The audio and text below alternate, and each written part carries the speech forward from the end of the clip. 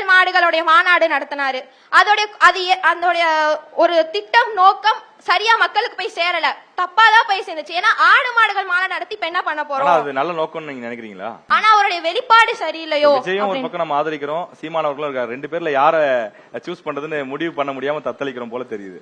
வச்சுக்கலாங்க. சரி, right, okay. உங்க பேர் என்ன சொன்னீங்க? ஆஷிகா. ஆஷிகா. ராஜேஷ் திரும்ப திரும்ப கேட்கும்போது சரி, ஓகே. ஆஷிகாக்கு ஒரு பெரிய கிளாப் பண்ணலாமா? ஃபரிதா ஏதோ சிரிக்கிறாங்க.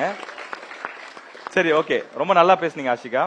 இப்ப ஆஷிகா என்ன சொன்னாங்கன்னா, சீமான் அவர்களை பத்தி சில டாபிக் பேசினாங்க. இப்ப நம்ம விஜய் அவர்களை பத்தி நிறைய பேசியிருக்கோம். சீமானுடைய கொள்கைகள் எனக்கு ரொம்ப பிடிச்சிருக்கு, ஆனா ஒரு சில கொள்கைகள் எனக்கு பிடிக்கல அப்படின்னு சொல்றாங்க. ஆடு மாடு மேய்ப்பது இந்த மாதிரி விஷயங்கள்ல நல்ல விஷயமும் இருக்கு, ஆனா அதுல எனக்கு சில விமர்சனங்கள் இருக்கு அப்படின்னு சொல்றாங்க. அது அவங்களுடைய கருத்து, அது சரியாக இருக்கலாம், அதுல சில மாற்று கருத்துக்கள் இருக்கலாம். அதை நான் மக்கள்கிட்டே விட்டுறேன், அதுல நான் எந்த விமர்சனமும் வைக்கல. உன்னை எந்த அளவுக்கு நெருக்கிறான் பாரு. மலை அடிவாரத்தில் மாடு ஆடு மேய்க்க முடியல, மலை மாடுகளை மேய்க்க முடியல, மேய்க்காதங்கிறான். காரணம் என்ன? நீ எங்க போனீன்னா காட்டுக்குள்ள அவன் என்ன செய்யறான்னு உனக்கு தெரிஞ்சிடும். நீ வெளியில வந்து சொல்லிடுவேன். காட்டை அவன் வித்து கொண்டு இருக்கிறான், காட்டை பெரும் முதலாளிகளுக்கு கொடுக்குறான்.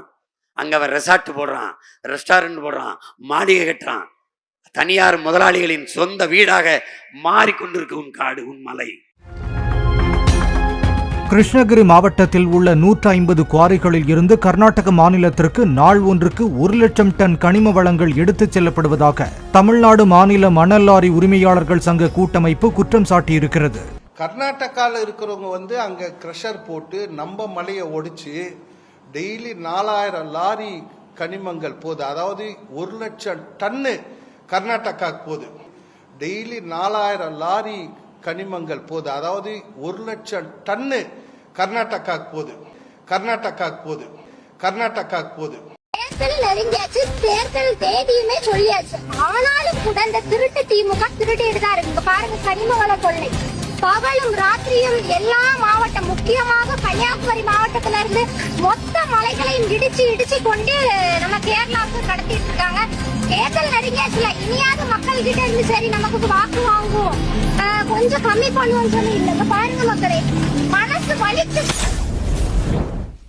எனக்கு போட்டு என்னை வெள்ள வச்சினா நீ வாழுவ, இல்லைன்னா செத்து போவ. எல்லாருக்கும் அழுத மாதிரி உனக்கு அழுதுட்டு போவேன். இப்படித்தான்